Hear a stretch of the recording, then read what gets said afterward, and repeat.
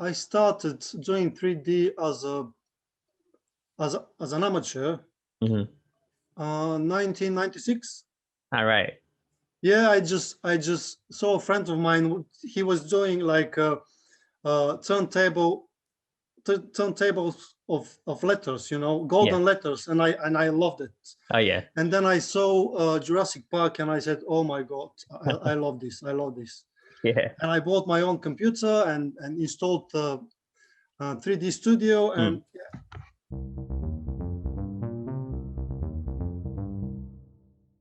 Hi, and welcome to the VFX Artist Podcast. On today's episode, I have Vladimir Venkov, a London-based character modeler with over a decade's experience in the VFX industry. Today's episode, I'm looking to find out more about how he got into the industry and how he became the go-to person when it comes to character modeling. I hope you enjoy the show.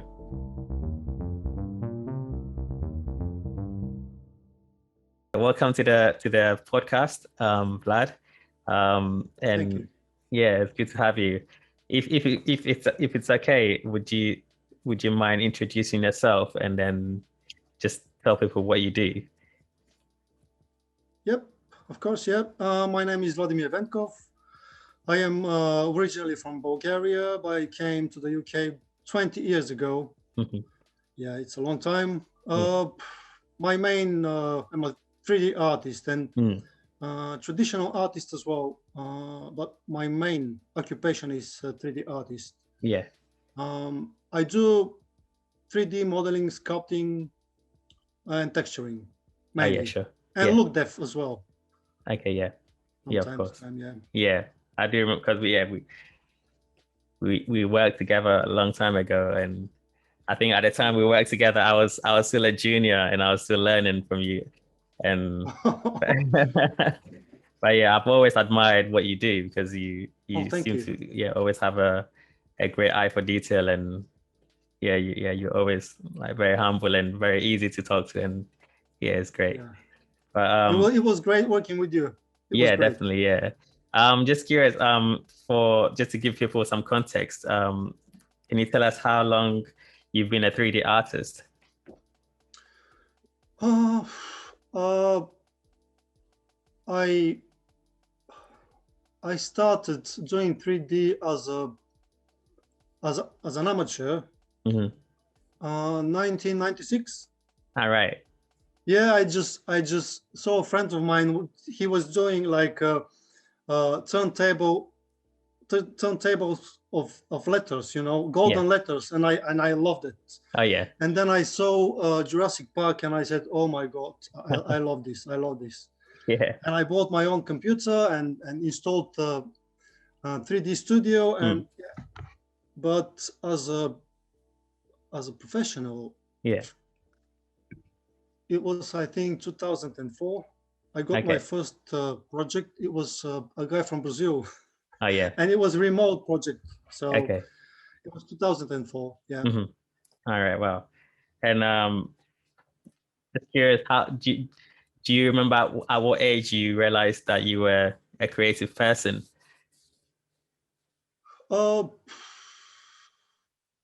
I think it was when I was maybe 13, 14. Yeah. I remember I used to have these heavy metal badges, small badges, and I used to redraw them on big like posters. So I think that was the time I was doing like T-shirts for myself, like stencils and stuff. So I think that was maybe 13, 14 years old. Oh yeah. And how did you get into the industry?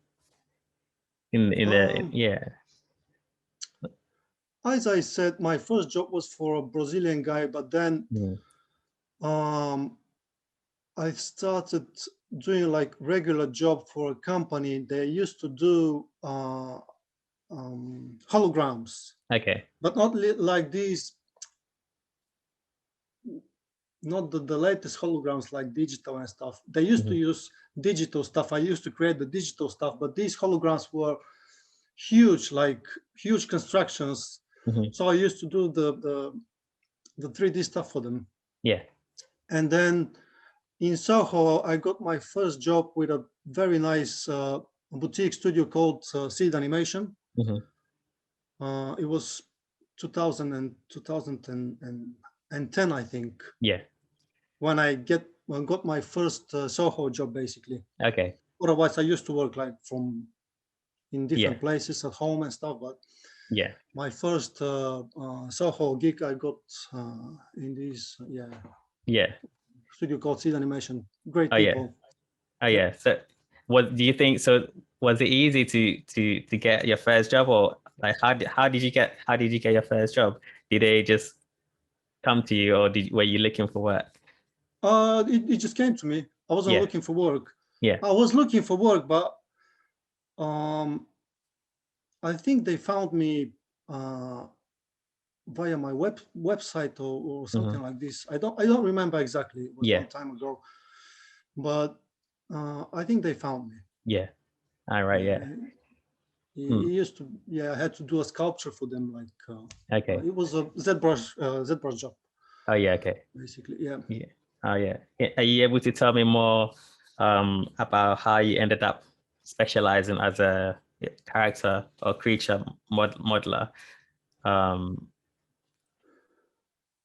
Yeah, of course, yeah.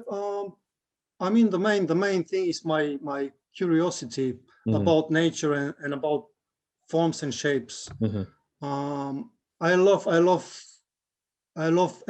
everything organic, anything organic, trees, animals, people, types of bodies, and everything. That's these things. They made me the person I am, basically. Yeah, sure, of course. I love alive things, basically. Okay, yeah, of course. I love nature. I love nature. Oh yeah, okay, makes sense. Yeah, because I by the things I do, this is my admiration towards nature. Right. My expression. Oh yeah, sure. Okay. Yeah, because I did notice that you put big importance on learning about creature and the human anatomy. And what intrigues, I'm just curious about what intrigues you the most about them, and how important it is for a character modeler to be aware of form and muscles and anatomy. It's very important. It's super important. As I said, I like forms. Yeah. A good step I did is I did a course, anatomy course with Scott Eaton. Okay. So it helped me a lot. Right. This course, it just really it's concentrated on anatomy and understanding the mechanics of anatomy. Right. And the other thing that it's really important for me is traditional art as well. Yeah. Like drawing with pencil and pen. Yeah, of course. I think these things are, I mean, they may not be super important for all the 3D modelers, but for me, they're quite important, because while I draw, I really observe the subject I draw. Oh, yeah, sure. So, yeah. Okay, yeah. And just curious about what softwares do you use, and what does each of them do, and in which order do you use them on the project? For example, say if you're given a project, how do you normally start? Do you start by doing sketches, and then which software do you use? Yeah. I mean, if it's a character or creature, if it's a creature, I can do some sketches. I can find photos on the internet. I can do some sketches just to get familiarized with the features of the creature. And then the software of my choice is ZBrush. Okay. I used to do Mudbox as well.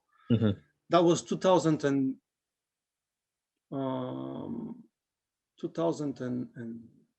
Actually, when I 11? said, No, 20. actually, when 12. let me fix my let me do a small correction. Yeah. Actually, I did start on working professionally a bit earlier. Right. We started. That was with an English lady. She was a writer. Mm-hmm. She's still a writer. Yeah. She wanted us to make a 3D animation movie. Okay.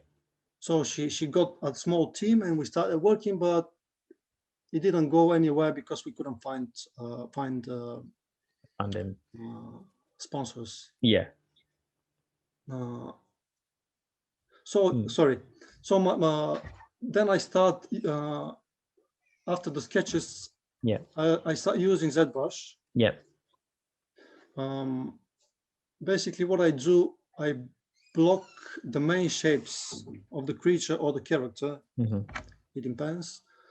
And then I go into detail after that. Oh yeah, sure. Yeah. And when I have, I don't go into complete detail, but when I have it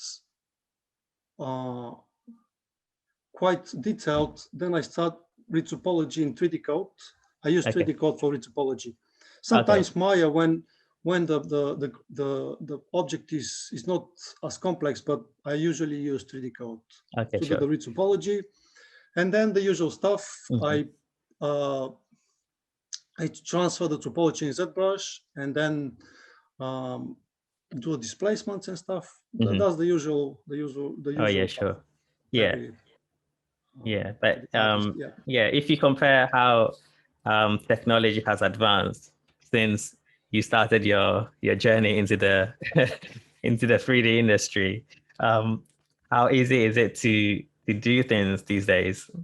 Is like comparing how advanced softwares and hardware have improved, how easy is it to do things these days comparing to the olden days?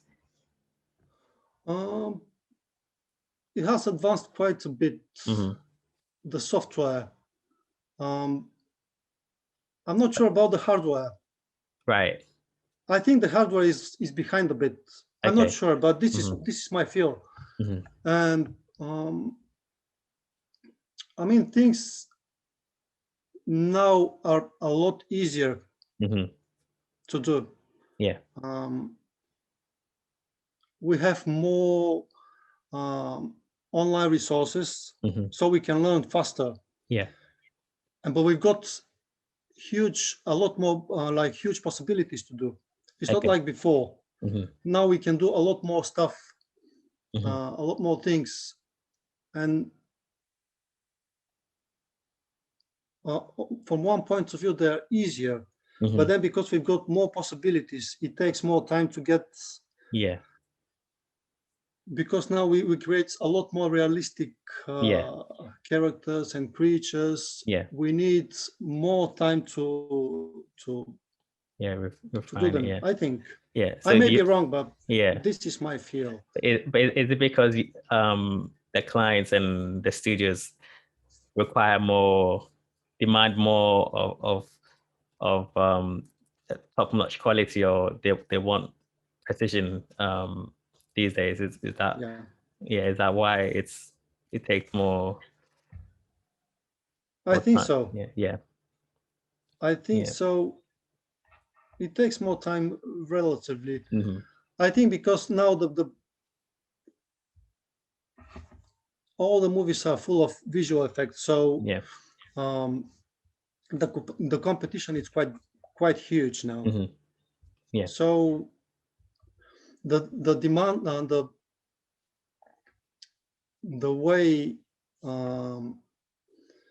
producers and the creative people approach the field, it's a bit more. It's quite a lot more demanding than before. Yeah, of course. Yeah, I can imagine. Just because, just looking at how much content Netflix and Disney is new to the game, but just looking at how much demand Netflix, joined the VFX industry, and how much content they require. I can imagine how much work and how much quality. Exactly. Yeah, they exactly. require. Exactly. Yeah. Yeah. I'm just curious. What are you recruited more to do? Like, usually when you're recruited, are you recruited to do more characters or creatures? Characters or creatures? Probably creatures. Oh yeah. It's creatures, characters, and then hard surface. Okay, yeah. Oh yeah, sure. And do you think it's essential for anyone wanting to become a character modeler to be part of a live drawing class, or to learn from more about creature and character anatomy? Oh yes. Yeah. It's quite important. Yeah. I mean, it's not necessary for everybody to go to live drawing class, but it helps a lot, you know, because you observe. Yeah. You observe, you think about the features, the forms, how the light affects the form and the shadow shapes and stuff. So you think about it and then you remember it, and it's a bit easier than to approach modeling a character or creature. Or so I think it's quite important. Yeah. And learning anatomy as well. It's quite important as well, because if you don't have the anatomy knowledge, you just rely on observation. But then when you have the knowledge as well, you combine both of them, and the final results are more precise than if you just do it from observation and imagination and memory. Yeah. So do you have to consider how your model will be animated when you're modeling? Of course, yeah. When I create a topology, it's always I always have to know about the deformations of the joints and stuff. So yeah, it's quite important. Yeah. Okay. Yeah. And do you think? Yeah. Okay, sure. Do you think it's essential to understand or be good at lighting and texturing when it comes to character or creature modeling? I mean, if you're a specifically modeler, it's not. I mean, it's gonna be better if you know lighting and texturing, because you can. When you create your model, you can light it and you can see it, how it looks under specific lighting conditions. Yeah. And you can, I mean, if you do a personal project, let's say, you want to texture it as well. So I think it helps. It helps. Yeah. Okay. Yeah. Sure. I'm talking about a person who is specifically a modeler. Yeah. I mean, I know that this is only the big studios have such positions, but you know, in the small and mid studios, they require both of them. Yeah, you need to be modeler and texturer, and do a look depth as well. Yeah, sometimes. Oh yeah, sure. Yeah. So I'm just curious. Why do you think you are always sought after by studios when it comes to character modeling? Yeah. What do you think you bring to the studios that lead them to desire more of your skills? I think attention to detail and precision. I think. Yeah. Like precise models and I mean, good looking in general. Yeah. I think. Yeah. Yeah. Okay. Yeah. Have you have you had any worst moments in the industry? Of course. Yes, of course. Yeah. Are you able to say? Yeah. Are you able to say any, or I mean, without mentioning any company names, I guess? Yeah, I've had quite like bad moments, of course. Yeah. Like probably everybody. Very stressful and so I can mention a couple. Yeah. One of them was I will never forget it. Was for a company we had to do. It wasn't creature or character modeling. It was hard surface modeling. Yeah. It was a robot modeling. Okay. But the director was super demanding. Oh yeah, sure. I think I know which one you're talking about. Yeah, maybe you know. Because we worked on that same project. Oh yeah, yes. Yeah, I it do was remember. it was very stressful, not only for me, but for the head of 3D, I think for everybody. Yeah. And then another one, I mean, there are more than two, of course, but yeah, at the moment I remember just that two. It was for the second one was for modeling a character, sculpting a character. Yeah. Especially creating the texture and the material. It was really difficult to get that material, and it was like a nightmare. I managed to get it at the end, but I always, everybody remembers these types of projects when of course. You just can't, something happens, you just can't get it quickly, you know. Of course, so you have to work extra hours, and that's true. So do you prefer working in commercials or film? Do you have a preference? I mean, I've done a lot more work on commercials. Probably I prefer film. Okay. I prefer film. Is there any reason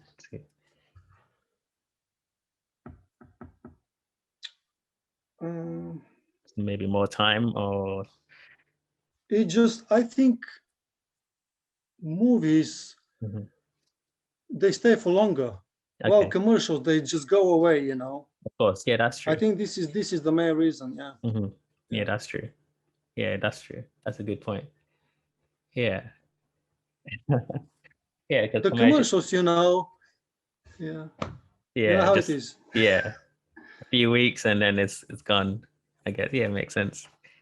Yeah. The movies, they stay for longer, and you can find them, you can watch them. I mean, you can find any commercial, but you just, most of the people, they just watch them and they forget about them. Yeah. About them probably 20 minutes after they've seen them. So yeah, that's true. Yeah. What advice would you give to anyone wanting to become a character or creature modeler?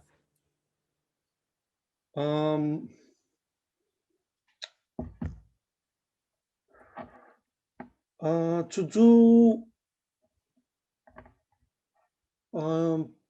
a bit more traditional art, like drawing, sculpting with real clay, probably taking some courses as well.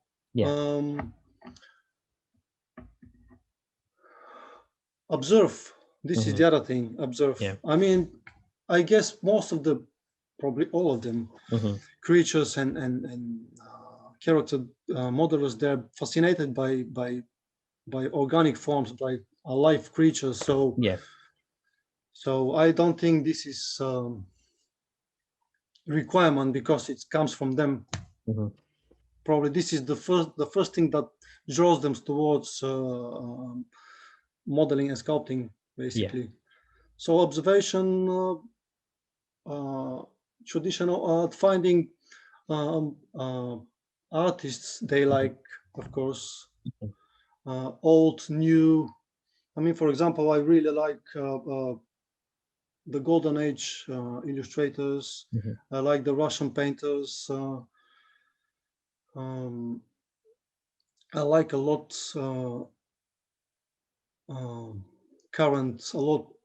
many current painters, sculptors. So I mean, this is important to get your to have the people where you can get your inspiration from.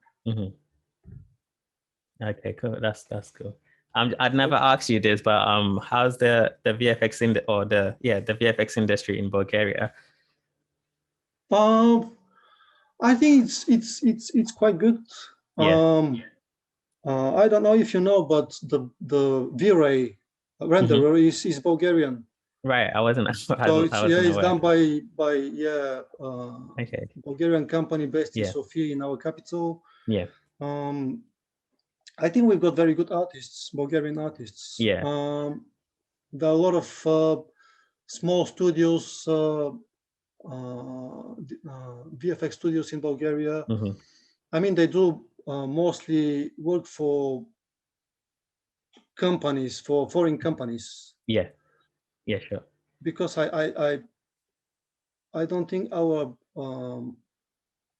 the Bulgarian film industry is very good at the moment. That's why most of the digital artists they work for foreign companies and studios. Yeah. So just you moving to London, was it just a personal choice, or was it because there was more better work in London than Bulgaria at the time? Or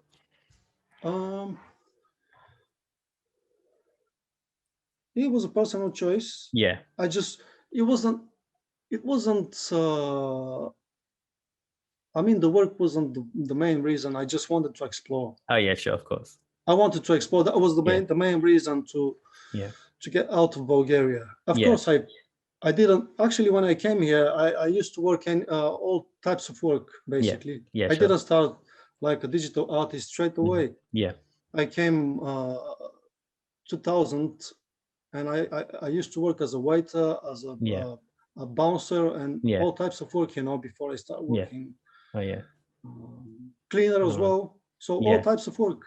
It's it's an incredible transition. I mean, but it looks like you found your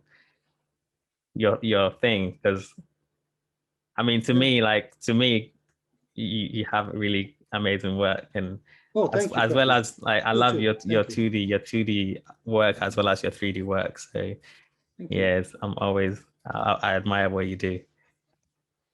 Yeah, thank you.